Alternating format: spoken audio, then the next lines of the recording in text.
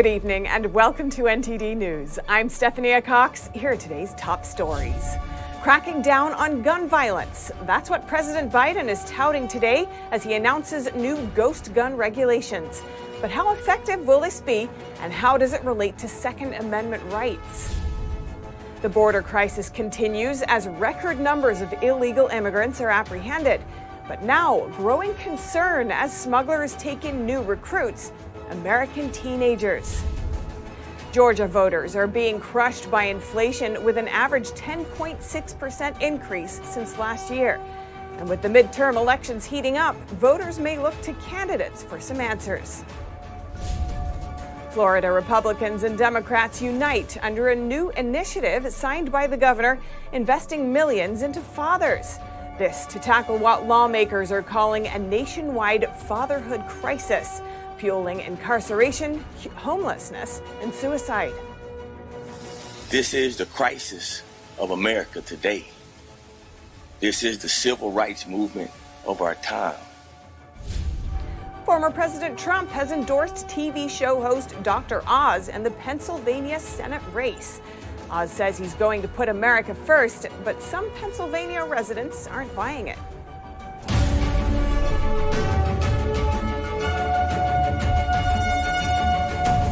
Ukraine says tens of thousands of people have likely been killed in Russia's assault on Mariupol. And the U.S. warns that Russia seems to be making preparations in the Donbas region. NTD's Jason Perry has the story. As Russian forces continue to attack the eastern port city of Mariupol, Pentagon spokesperson John Kirby pointed out that Russia appears to be making plans for something larger. It does seem to be a mix of personnel carrying vehicles as well as armored vehicles and maybe some artillery, maybe some enabling capabilities. Not exactly clear, but this does seem to be an early effort by them to reinforce their efforts in the Donbas. Ukrainian President Zelensky described the situation in Mariupol. Mariupol has been destroyed. There are tens of thousands of dead. But even despite this, the Russians are not stopping the offensive operation. They want to make Mariupol a demonstratively destroyed city. If confirmed, it would be by far the largest number of dead so far reported in one place in Ukraine. Moscow denies attacking civilians. Jason Perry, NTD News.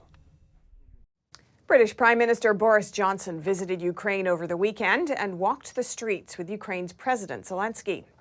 National Security Advisor Jake Sullivan was asked on MSNBC if President Biden has any plans to visit Kyiv. Sullivan said no, but added that Biden sits in the Situation Room on a daily basis, coordinating the delivery of weapons to Ukraine. And in Washington, D.C. today, India's defense minister visited the Pentagon for strategic talks just after President Biden spoke with India's prime minister. India has held a neutral stance on the Russian invasion and is still importing Russian oil. The Biden administration is working to deepen its relations with India to build a stronger opposition against both Russia and China. But how is India reacting? NTD's Melina Wisecup has the details. The U.S. and India are both supporting Ukraine with humanitarian assistance, but as for how to hold Russia accountable for this invasion, the two countries are not on the same page. In a virtual meeting at the White House today, President Biden urged India's prime minister to take a tough stance on Russia. The United States and India are going to continue our close consultation on how to manage the destabilizing effects of this Russian war. India is still importing Russian oil and abstained from voting to remove Russia from the UN Human Rights Council. The countries called for independent investigations into the killings in Ukraine. I spoke several times on the phone to the presidents of both Ukraine and Russia. I not only appealed for peace, but also suggested that there be direct talks between President Putin and the president of Ukraine. But Russia is not the only country at the top of discussion between the two countries. The People's Republic of China is attempting to challenge and undermine the sovereignty of its neighbors. Beijing is eroding the security of the Indo-Pacific region from its construction of dual-use infrastructure along your border to its unlawful claims in the South China Sea. India's defense minister did not directly comment on China or Russia. Defense Secretary Austin welcomed India's defense minister to the Pentagon today for strategic discussions about how to strengthen their defense partnership to maintain peace and security in the Indo-Pacific. And China has ramped up its military posture in the South China Sea. China's also accelerating its nuclear weapons buildup. The Wall Street Journal reports that more than 100 suspected missile launch facilities were uncovered in China's western region this year. And analysts say these facilities could be used to store nuclear-tipped missiles that are capable of reaching the U.S. Reporting in Washington, D.C., Melina Weisskopf, NTD News. Record numbers of illegal immigrants are being apprehended at the southwest border. And according to U.S. Customs and Border Protection, a growing number of the smugglers are American teenagers. NTD's Chenny Wu has the story. The sun has yet to rise as Border Patrol agents along the U.S.-Mexico border detain the latest groups of illegal immigrants. The driver, in many cases, a minor. They're told that nothing's going to happen to them. And they're told that if they go fast enough, we're going to stop pursuing them. U.S. Border Patrol says that around 1 in 4 drivers caught smuggling immigrants last year in the area around Sunland Park, New Mexico, were children, nearly all U.S. citizens. The teen drivers can earn hundreds of dollars per immigrant and are often told that they won't face legal consequences because they're minors. But the job can be dangerous. Once they flee, then the community as a whole is in danger. The juvenile themselves, because more than likely they're not very experienced in driving at those speeds, and it's not in a straightaway. There's a potential for a major accident. We've had a few. In 2020, during a pursuit by authorities, an El Paso teen wrecked a sedan crammed with 10 people. 4 local teens died along with 3 immigrants. Border Patrol said that in many cases, the chase is called off if the driver enters heavily populated or school areas. The mayor of Sunland Park said the consequences of such criminal activity could also act as roadblocks in the children's futures. I think this is a big issue because first and foremost, the last thing that we want to do is criminalize our youth. He adds that there's no easy fix to this problem and that immigration reforms to stem illegal crossings are nowhere in sight. Chenny Wu, NTD News. More illegal immigrants are expected to enter the U.S. once Title 42 is lifted. And the Biden administration is proposing to overhaul the immigration system in other ways. The host of NTD's The Nation Speaks, Cindy Drucker, visited the southern border and talked with a former immigration judge to find out more. Andrew Arthur was an immigration judge for 8 years and now serves as a resident fellow at the Center for Immigration Studies. He tells NTD how the current asylum application process works. Right now, asylum seekers are referred to an immigration court where the government is represented by an attorney who can cross-examine the applicant and appeal an erroneous decision. But the Biden administration plans to change that. Under the Biden administration's proposal, those individuals would be interviewed by an asylum officer. There would be no government attorney present. There would be no contrary evidence. There would be no cross-examination, and there would be no appeal. So what this is going to do is it will likely increase the number of aliens who are granted asylum in the United States erroneously. Arthur says the asylum officers will conduct an interview with the applicant. The officer will make a decision, and the interview will be transcribed. If the officer denies asylum, the case will automatically go to the immigration court. But unlike today, where formal asylum applications are filed, those immigration judges are going to be expected to rule just based on the transcript and any additional testimony that's elicited. So it's going to be much more difficult for immigration judges to hear those cases. It's going to be a burden on the court system. The former immigration judge says the biggest concern he has about this new process is that individuals who don't have valid asylum claims will exploit the system. He notes that many human smugglers coach illegal immigrants into saying the right things. And unfortunately, this process will be subject to fraud and abuse. It's going to swamp the asylum officers. It's going to swamp the immigration court system. But the worst part is that it's going to encourage more people to enter the United States illegally. It's a deadly trek to this country. Most migrants who undertake that journey don't know how dangerous it is to come here. Arthur also expresses concern that the asylum officers won't be able to get enough resources to deal with the number of illegal immigrants. To catch the full interview, tune into a two-part series on the border crisis on The Nation Speaks with Cindy Drucker this Saturday at 11 a.m. right here on NTD. Inflation is particularly bad in Georgia, according to the most recent Consumer Price Index. As the midterm election cycle is heating up, economists have some suggestions. NTD's Arlene Richards has that story. Georgians are getting pummeled with inflation costs, with consumer prices jumping by an average of 10.6% over the last year. There's no relief in sight, so inflation is high on voters and candidates' minds. Economists say inflation is up 8% across the country, but supply chain issues and transportation costs may be driving inflation higher in Georgia. Professor John Edmonds says a major factor is grain sitting in Russia waiting to be shipped.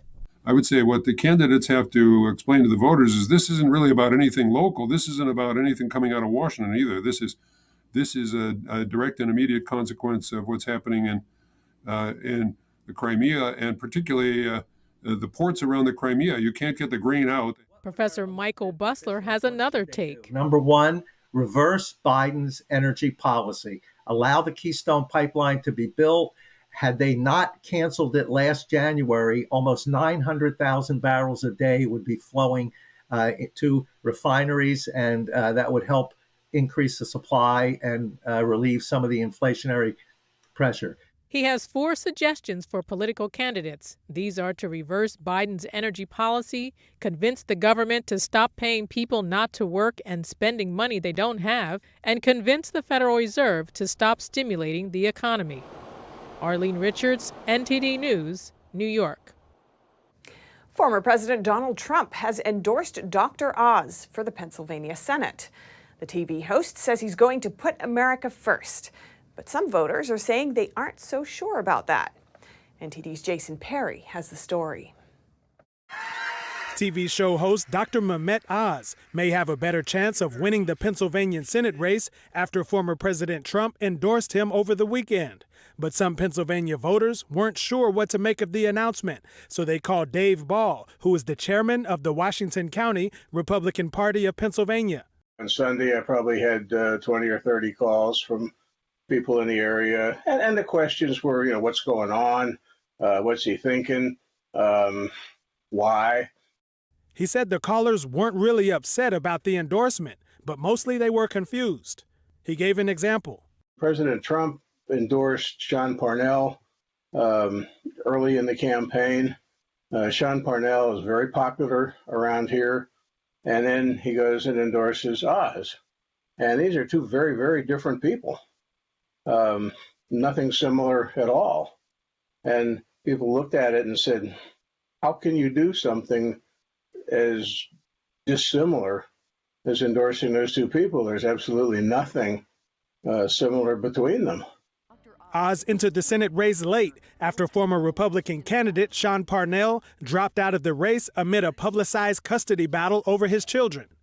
And since Trump's endorsement of Oz, videos have emerged on the internet showing the TV host having discussions where he appears to be a supporter of Obamacare and a woman's right to have an abortion. He said, oops, all of a sudden I need to be, pro-Second Amendment. I need to be, pro-life. I need to be a number of things to fit into the expectation of what a conservative Republican would be. So, okay, I'm going to be one of them.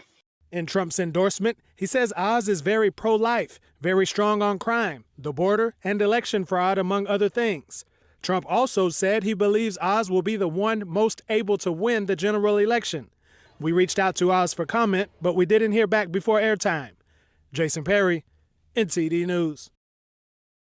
President Biden today announced a new rule on ghost guns. What does it entail, and what are some of the key points of contention? NTD's Iris Tao has more. These guns are weapons of choice for many criminals. Cracking down on ghost guns, President Biden on Monday renewed his call to fight gun-related crimes. We're going to do everything we can to deprive them of that choice. And when we find them, put them in jail for a long, long time. Ghost guns are those made from kits purchased online and without serial numbers, thus rendering them untraceable. The White House said about 20,000 of them were recovered across the country last year. I mean, you can't connect the gun to the shooter and hold them accountable. The new regulations would require anyone buying such a kit to undergo a background check, as is required for buying commercially made guns. It would also require those selling the kits to mark components with a serial number. However, having no impact whatsoever on criminals. That's John Vallejo with Gun Owners of America. He says it's the criminals, not the guns, that are not being held accountable. It's the inner cities that have the strictest gun control policies and the most lenient criminal justice practices that are having the largest increases in crime and the highest murder rate. Biden on Monday also urged Congress to pass universal background checks for guns, raising some concerns about Second Amendment rights. That is, again, just like with the homemade firearms, nothing to do with crime or stopping crime or protecting people, and everything to do with stripping people of their rights, stripping the Second Amendment of its meaning. Meanwhile, Biden is also calling on Congress to end liability protections for gun manufacturers, which is one of several gun control provisions currently stalled in the Senate with GOP opposition. Reporting in Washington, D.C., Iris Tao, NTD News. Florida is taking a novel approach to improving social issues in the Sunshine State, investing in fathers. Today, Governor Ron DeSantis signed an initiative devoting millions to the effort. He emphasized the importance of the nuclear family, saying strong fathers make for a strong society. NTD's Grace Coulter has the details. Florida is undertaking a bipartisan effort to tackle what lawmakers are calling the nationwide fatherhood crisis. Governor Ron DeSantis on Monday, joined by his 2 young daughters, signed a bill providing almost $70 million to the cause. He said ensuring more kids have a present and supportive father or father figure in their lives will uplift both children and society. If you look over the last many decades, one of the worst social trends has been the decline of fatherhood. And we do have, in many instances, a fatherhood crisis in this country. The fact of the matter is, when you take kids that do not have a father present during their upbringing, the chance of them dropping out of school, getting involved in trouble with the law, having other difficulties increases dramatically. The bill was supported by both Republicans and Democrats alike and passed both the House and Senate unanimously. Based on U.S. Census data, over 18 million children nationwide are growing up in a fatherless home. That amounts to 1 in 4 children. And according to research by Florida House lawmakers, children born in fatherless homes are 2 times more likely to drop out of school, and fatherless boys are 3 times more likely to go to jail. In addition, 6 in 10 youth suicides and 9 in 10 homeless and runaway children come from fatherless homes. This is the crisis of America today. This is the civil rights movement of our time. Jack Brewer, founder and executive director of the Jack Brewer Foundation, commended Florida's efforts and said the whole country needs to follow suit. The bill will provide support for both families and youth, including educational and mentorship programs, as well as one-on-one support to encourage responsible and involved fatherhood. Funding will go towards grants aimed at helping fathers find employment, manage child support obligations, and transition from incarceration. The Florida House Speaker said the positive impact of addressing the root cause of so many social issues will be felt for generations to come. Grace Coulter, NTD News. Up next, an explosion right in Times Square caused panic and sent people running away. We hear from an eyewitness who says he thought New York City was being attacked. Stay tuned for more right after this short break.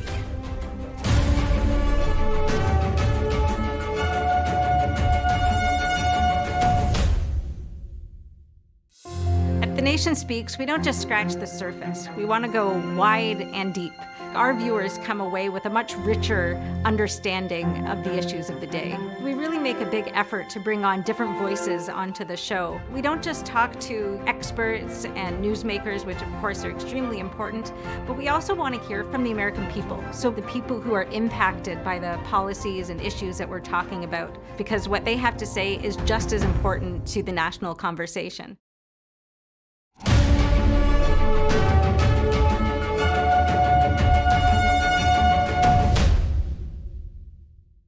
Panic at Times Square on Sunday night. Thousands of people were seen running away screaming after an explosion.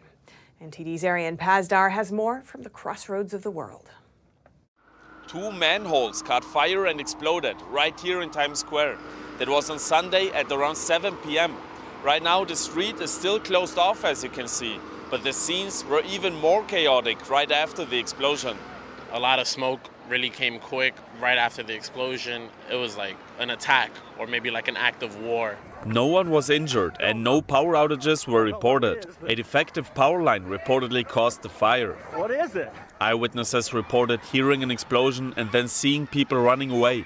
A worker at a food stand just a few feet from the explosion site tells me he was just as scared as the tourists. We honestly grabbed our stuff and ran with the people as well. Immediately, we were standing across the street just watching our store, but it was completely isolated right here. There was literally not a person here. Firefighters found elevated carbon monoxide levels in a building next to the explosion, but they say they were able to ventilate the building. Manhole fires more than doubled in New York City from 2020 to 2021, jumping to over 6,000 a year. Manhole fires usually happen when there is a lot of gas underground, which is then ignited by a defective power line. That sends an explosion through the path of least resistance, which is usually the manhole. Arian Pazdar, NTD News, New York. A big part of NYPD officers who lie to the Civilian Complaint Review Board get away without any consequences. That's according to a new report. But the NYPD says that's not really true. The civil rights group Latino Justice released a report on Monday saying that almost half of all officers who lied to the Civil Complaint Review Board don't face any consequences. They say that around 180 officers were caught lying about interactions with civilians, arrests, and more. For example, 2 cops said they were shot at by a young man who didn't follow their commands. According to the report, cameras later revealed the young man did follow all commands and the gun went off during an illegal search. Out of the 181 who were allegedly caught lying, 80 didn't face any consequences, 43 lost vacation days, and 42 were subject to instruction. 4 were suspended. But the NYPD said in a statement to NTD, the NYPD says they think an officer's denying allegations of misconduct to avail himself of due process shouldn't be counted as lying. New York Mayor Eric Adams campaigned on a promise to get stuff done, saying he would break the mold and deliver in his first 100 days in office. Well, that time has come. From tackling crime to opening up the city, we take a look at how the mayor has fared and what he said he would do. I spoke with public policy expert Daniel DeSalvo to get his take on the mayor's performance. Daniel DeSalvo from the Manhattan Institute and City College of New York, thank you so much for joining us. Now, Mayor Adams promised a lot in terms of lowering crime and reforming policing. Is there any progress we can see there about how he's delivering on those promises? Well, they've got good plans, and certainly you can see that was the signature thing of Adams' campaign, was to reestablish kind of social order, which had been substantially frayed as a result of the pandemic and protests and riots in the wake of George Floyd's killing by the Minneapolis police in the summer of 2020. Combine that in some ways with the poor economic performance for small businesses and shuttered shops, and the city had an air, you could say, of disorder. So that was Adams' signature campaign promise. I think here reinstituting some what were in the past were called broken windows policing or quality of life policing are yet to bear fruit. If we look at the numbers only, murders are down recently, but all other forms of major crime are up by almost 44%. So it's going to take some time to see if the new policies and new leadership that Adams has instituted for the police are going to have an effect of pushing down crime, especially in some of the tougher outer borough neighborhoods. What's he done so far to help the economy? Well, so far we're in budget season, and so he's proposed a budget that you could say for New York counts as fiscal restraint. The big issue long term is getting Midtown office workers back in Midtown, getting people to commute from the suburbs back into the city. That's, you could say, the central economic engine of the city. If people are going to continue to work remotely, or at least partially remotely, that's really putting a big, it's an existential threat, you could say, for New York's economy. I think that the mayor has probably fallen a little bit short here. New York is an extremely expensive city to do business, and neither the mayor nor the governor have really tried to propose many policies that would reduce taxes, licensing, regulation, a few small things. But the sort of cost of New York is still very high, and it becoming more of an outlier relative to other cities in the country. He's pledged a lot around homelessness and also the safety of the subways as a part of getting people back into the office. How's he doing on those fronts?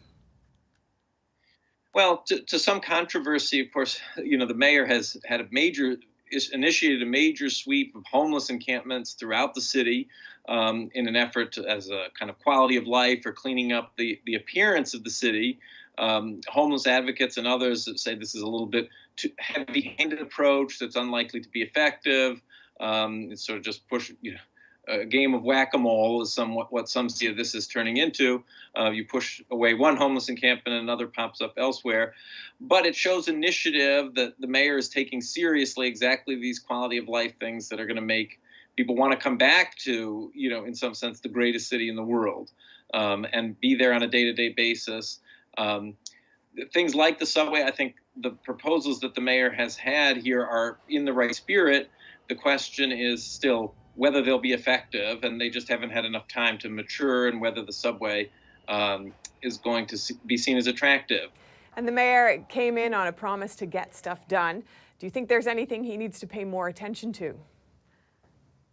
I think the signature thing really remains how the city and the state is really going to try to address the issue of remote work. Is that going to ultimately, that is the big existential threat long-term for New York's economy, and how the city and the state more broadly can remain competitive with many other parts of the country where taxes, regulations are much lower and the cost of doing business is much lower. And that becomes much more attractive and this is not just a threat for New York City, but even the surrounding suburbs where property taxes are very high. Are the services commensurate with that, or is New York becoming an outlier on all of these dimensions? So I think the mayor here, has been a great cheerleader for New York business, and he's and bringing people back. But that's really the central threat, I think, for the long-term health of the city. Daniel DeSalvo, thank you. My pleasure.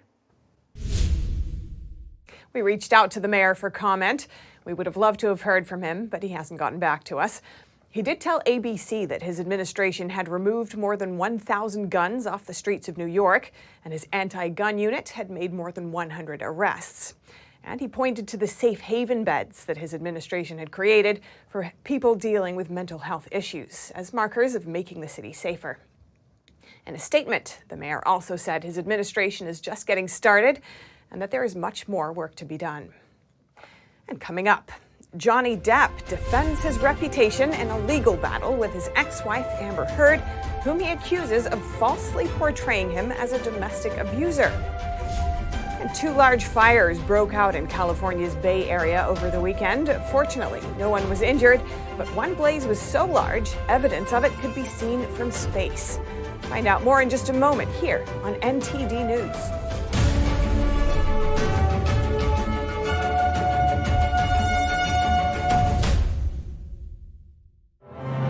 See China before communism. Behold a splendid culture reborn. filled with beauty, majesty, and a powerful message of hope. Come see the performance that has touched the hearts of millions. Live on stage. Coming to Jones Hall, June 3rd through the 5th. shenyun.com/Houston, 877-663-7469.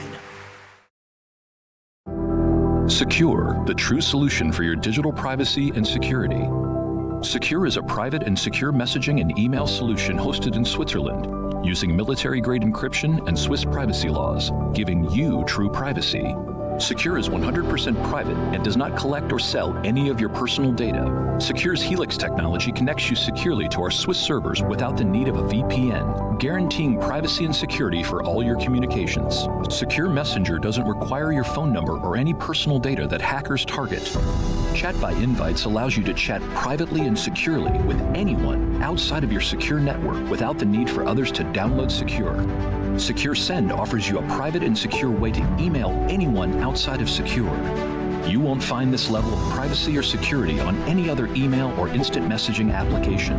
Visit secure.com. Regain and protect your privacy today.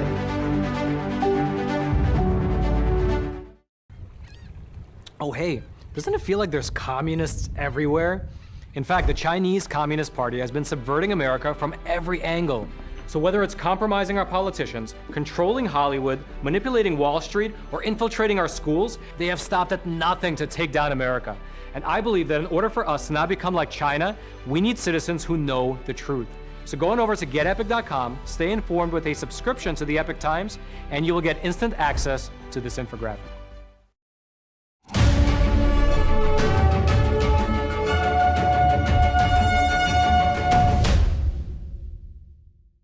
The latest chapter in Hollywood star Johnny Depp's legal battle with ex-wife Amber Heard kicked off today as a defamation trial began over allegations that Heard made about domestic abuse. NTD's Chenny Wu tells us more.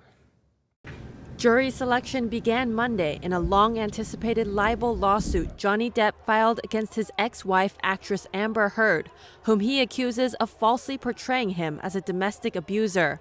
Matrimonial attorney Judith Poller says Depp's reputation is at stake. His career is very much impacted by all of this. I think, much of it is we're also living in a time where domestic violence has really taken front and center. Depp has sued Heard for $50 million, saying she defamed him in a 2018 opinion piece in the Washington Post about surviving domestic abuse. The article doesn't mention Depp by name, but he says it clearly refers to allegations Heard made in other forums that she suffered physical abuse at his hands. Depp denies the accusations. These people, Amber and Johnny, are just relitigating their very contentious divorce. And they're just airing more and continuing that very toxic dynamic that clearly existed in their marriage. The trial is expected to last more than a month. Chenny Wu, NTD News. Over to the West Coast. 2 massive fires hit California's Bay Area over the weekend, but they weren't in forests. A Home Depot in Silicon Valley was burnt to the ground, and a port in the North Bay was also torched. Fortunately, no injuries were reported. NTD's David Lamb reports. This is what's left of a Home Depot after a massive 5-alarm fire collapsed its roof. Everyone escaped the fire safely as no injuries were reported. As of Monday, crews remain on scene. Debris trapped under the roof is the source of some small flare-ups, according to the San Jose Fire Department. Honestly, it's just everything because it's just incredible. We never expect this to happen. So all of our associates, they got out when it happened. All I know is that the moment I go on my lunch, I come back from the parking lot. I see that everybody is standing right over there where the blue bin is at, like right over there, that parking spot. My manager, everyone else I know, like including my coworkers, they're all held over there. Madero Bernal said he's being transferred to another Home Depot in San Jose. He's been at this store for 3 years. And we believe it might be because on Aisle 47, we have one specific spot in the roof area that was badly damaged due to the rain that happened in January and February.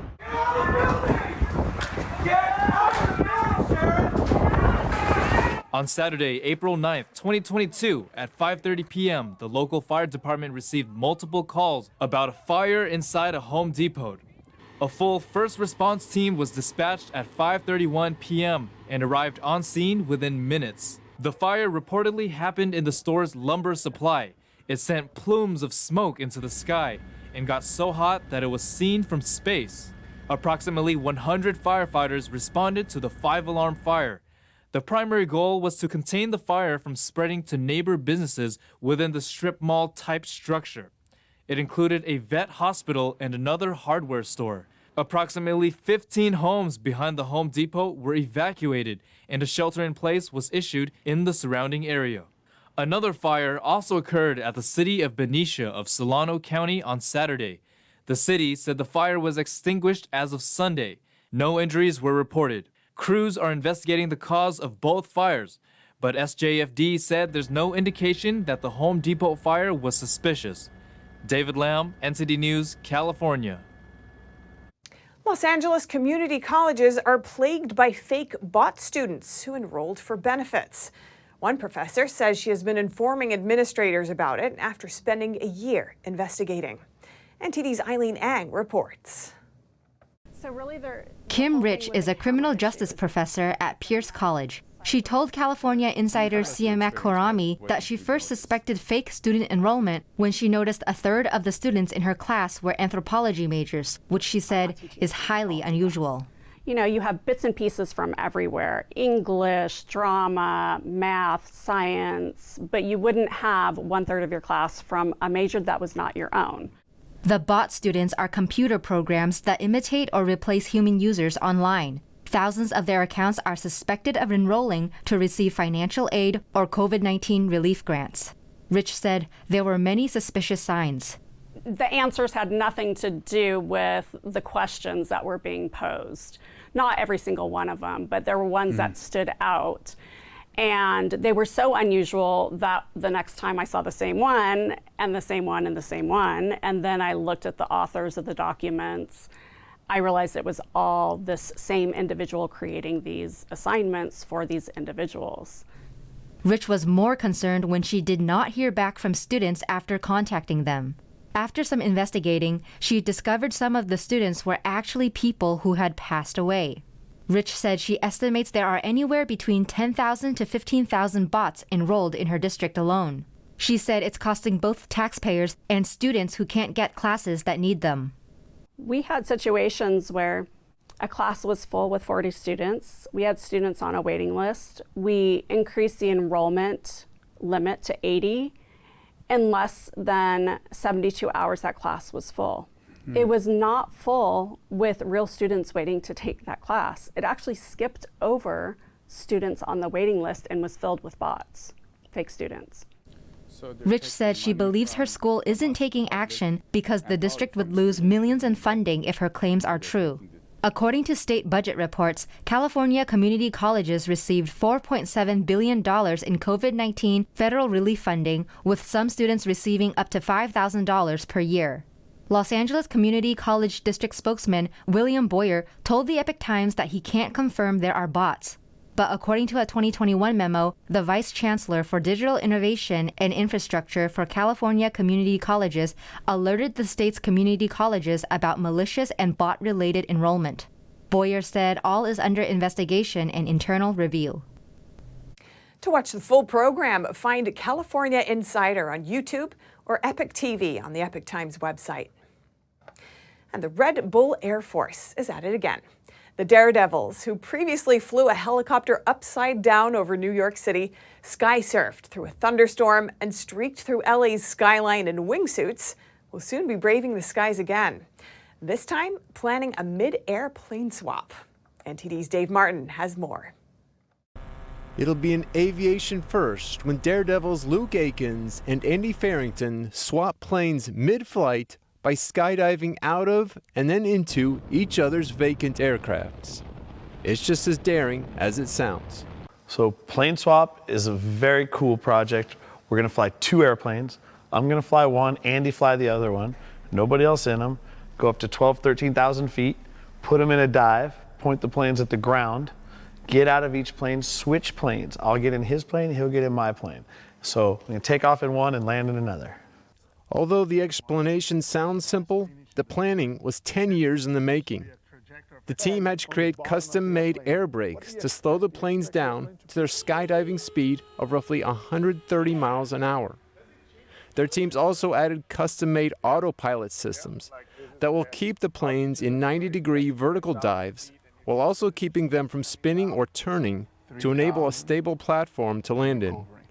The plan is for the planes to be unpiloted for roughly 30 heart-wrenching seconds as the two make their aerial swap. They'll then have to pilot the planes out of their nosedives and land them. I think I want the average viewer to take away from plane swap is just realizing that what is possible, that anything is possible. The aerial stunt will take place on April 24 in Arizona. Dave Martin, NTD News. And at the Masters, although most of the attention centered on the return of Tiger Woods, it was the suddenly hot Scottie Scheffler who starred in the win. NTD's Dave Martin has more. Just 2 months ago, Scottie Scheffler was still looking for his first win. With his dominant Masters performance Sunday, Scheffler suddenly has won 4 of his last 6 events and is number 1 in the rankings. The 25-year-old Scheffler led essentially the entire weekend and fended off Rory McIlroy's final round 64 to wear the coveted green jacket at the Masters. It seemed the only thing he wasn't ready for was talking about it. I didn't get to the press room in my dreams, so you guys are going to have to ask me some questions. What he did dream about was the walk to the final hole, where he let down his guard just a little bit and ended with a somewhat irrelevant double bogey, lowering his margin of victory to 3 shots. I didn't break my concentration until we got onto the green on 18. Once we got onto the green, I was like, all right, I'm going to enjoy this. And then, had some fun with it. While Scheffler cruised through the course, Tiger Woods struggled, finishing with back-to-back 78s, his worst Masters scores ever.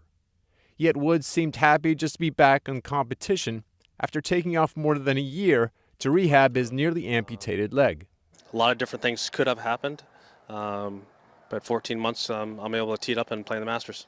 As for the future, Woods told Sky Sports that he plans to play the British Open in July, but is unsure for next month's PGA Championship or the U.S. Open in June. Dave Martin, NTD News. Coming up, some U.S. consulate employees are allowed to leave Shanghai. The city announced its easing measures amid concerns about its strict lockdown. But why does the official notice still urge residents to stay inside? And France sees the results of its first round of presidential elections. Emmanuel Macron and his rival Marine Le Pen gear up for what's expected to be a tightly fought round 2. That and more when we return here on NTD News.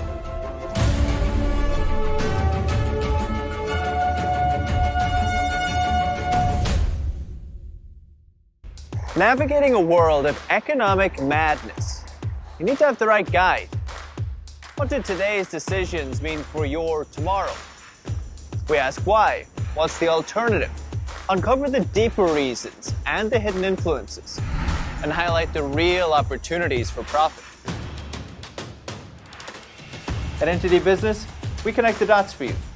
Good evening. Thanks for joining us. NTD Business. I'm Paul Green.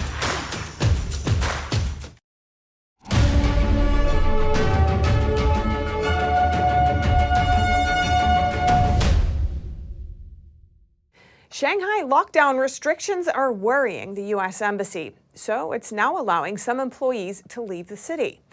NTD's Tiffany Meyer from China in Focus has the details. The pandemic outbreak in China is still going on. An update from the U.S. Embassy in Shanghai. The facility had given the go-ahead for non-emergency employees and their families to leave China on a voluntary basis.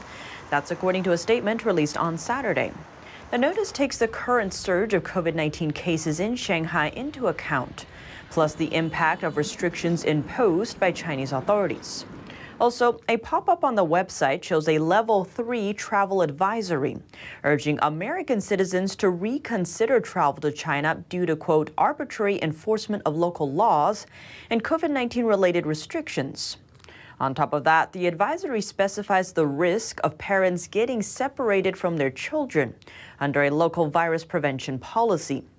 According to Reuters, a U.S. consulate employee wrote a plea on China's popular social platform WeChat last Tuesday.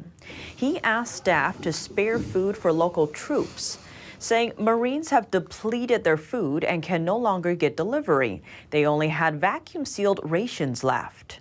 A Marines official responded later, saying the troops are fine and aren't short on food.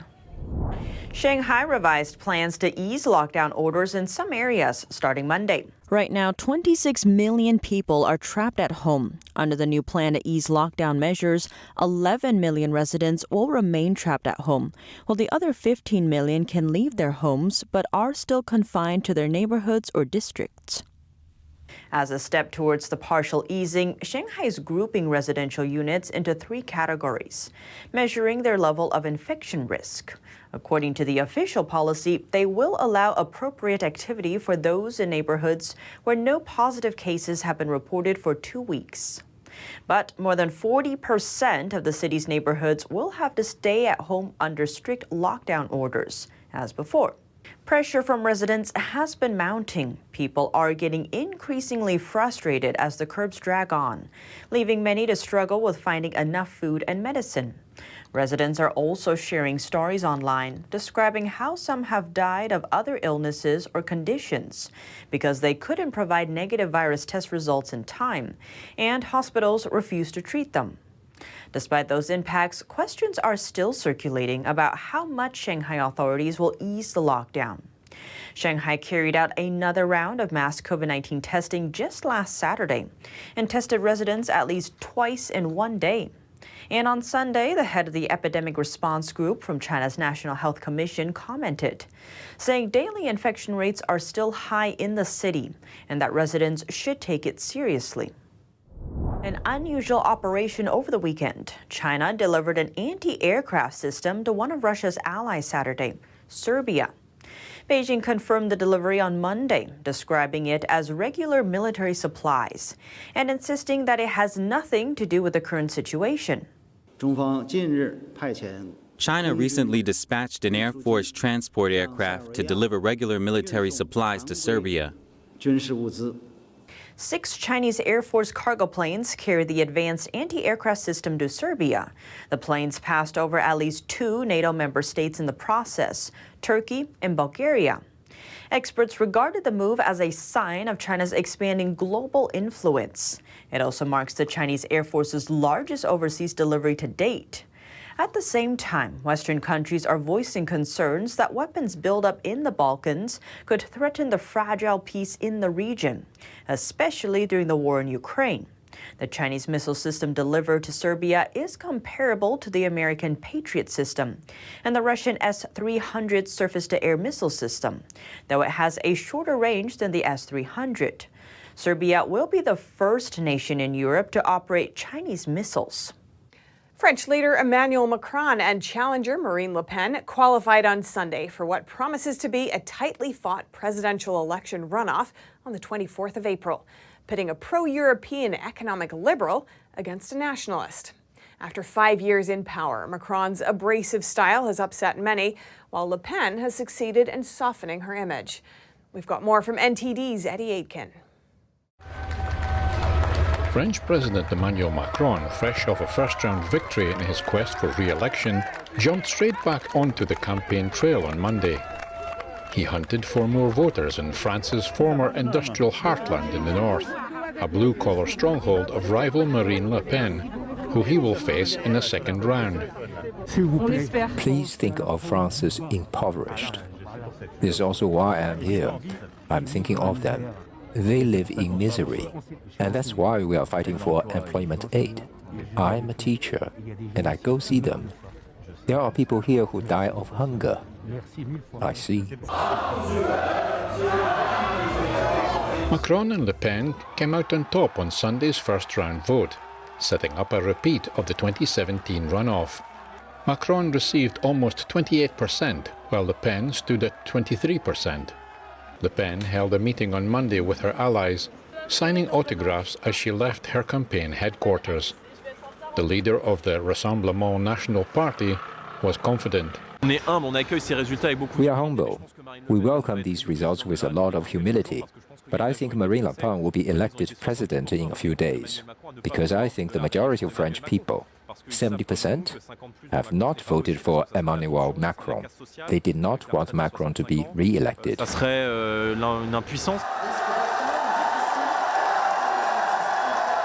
Macron is vying to become the first president in 2 decades to win a second term, but faces a tough challenge from Le Pen. A UK-born terrorist is facing a life sentence for the murder of Conservative Member of Parliament Sir David Amess. A jury took just 18 minutes to convict him. It follows a 7-day trial in which Ali Harbi Ali admitted to carrying out the attack and plotting to kill other lawmakers, including Parliament member Michael Gove. Ali Harbi Ali was a committed terrorist. He was self-radicalised by his own admission in court, and he spent a lot of time online. And his plan was formed over many, many years. An ISIS fanatic, Ali carried out the attack at Sir David's constituency surgery in Leigh-on-Sea in Essex in October last year. The Tory MP was stabbed more than 20 times and died at the scene. Ali told the trial he had no regrets. He's set to be sentenced on Wednesday for murder and preparing acts of terrorism. Police guidance says male transgender police officers can strip search female suspects. This is one of the latest transgender issues that sparked a debate on women's rights. It's reported that guidance from the National Police Chiefs Council, which represents senior police officers, says that once an officer has transitioned, they can search someone of the same gender as their own lived gender.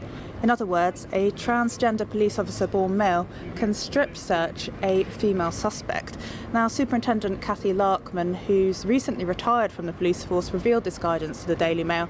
She said that women are not even an afterthought in this guidance, and that this isn't inclusive of women and doesn't respect their sex. The newspaper reports that the guidance says that if a suspect's refusal of being searched is deemed to be based on discriminatory views, then consideration should be given for it to be recorded as a non-crime hate incident.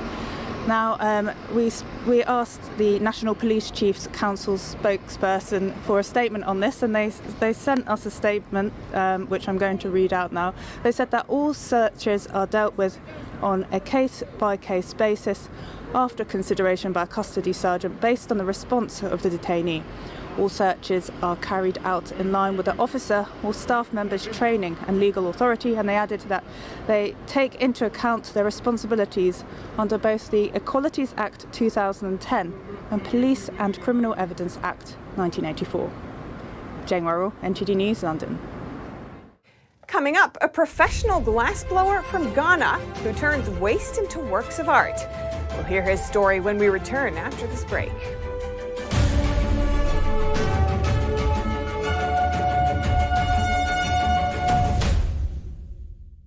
Hello, I'm Mike Lindell, CEO of MyPillow. Retailers, shopping channels, and now even banks have tried to cancel myself and MyPillow. Well, during these times, your support has meant everything to us. So my employees and I want to personally thank each and every one of you by passing the savings directly on to you. We're selling the best products ever for the best prices ever. For example, we have my standard size MyPillow, regularly $69.98, now only $19.98 with your promo code. Or you can get custom fit with my premium queen size MyPillows, regularly $79.98, now just $29.98. Or my king size, regular $89.98, now just $34.98. So go to mypillow.com now and use the promo code on your screen, or call the 1-800 number below to receive this exclusive offer. If you do it right now, I'm going to include a free gift with your purchase. Thank you and God bless.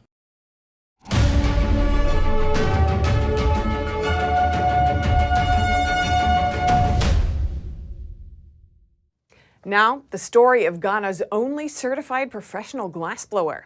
He uses recycled materials in his work and says he imagines a country free from foreign glass. David Doyle has more. In the burned and blistered hands of Michael Tete, molten glass is transformed into elaborate works of art. He is Ghana's only certified professional glassblower, and he's on a mission to use his talents to benefit the environment. It's like life, it is expand. Life also expand. It's like a journey. Yes, you go from one after the other. And for Tete, that journey starts here, among piles of discarded bottles. His glasswork is created only from recycled materials, collected from across the capital Accra. But this one is very sticky and it's good for glassblower. Ghana imports around $300 million in glass and ceramic products each year, according to the Observatory for Economic Complexity. Around 80% comes from China. Tete says the majority of Ghana's glass waste ends up in landfill or scattered in the streets. We don't have a collection process, and we don't want the broken glasses to be flowing around like that, or they will dump it in a landfill. And if we are using recycle, we can get money. Yes, as we want to recycle, recycle is cheap. The 44-year-old hails from Odemase Krobo, one of the epicenters of Ghana's traditional glass bead culture. He wants to build on that heritage and envisions a Ghana free from foreign glass. Tete has trained and hired several assistants. He hopes they will one day run their own workshops. He also wants to expand his own premises, giving a work opportunity and creative outlet to more people in his community. We will not go to any country like China to maybe buy any material from that we want to use in Ghana. I want to make Ghana beautiful. And that's all for today's news. Thanks for tuning in. I'm Stephanie Cox.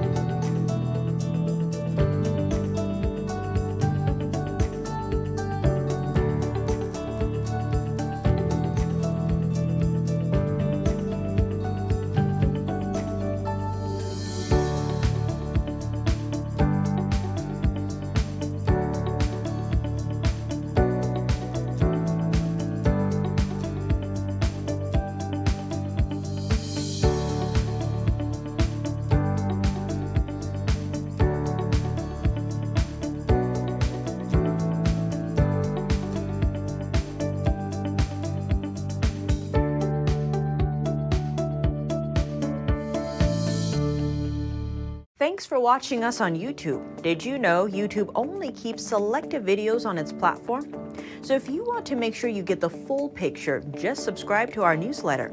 Go to newsletter.ntd.com and sign up. It's free.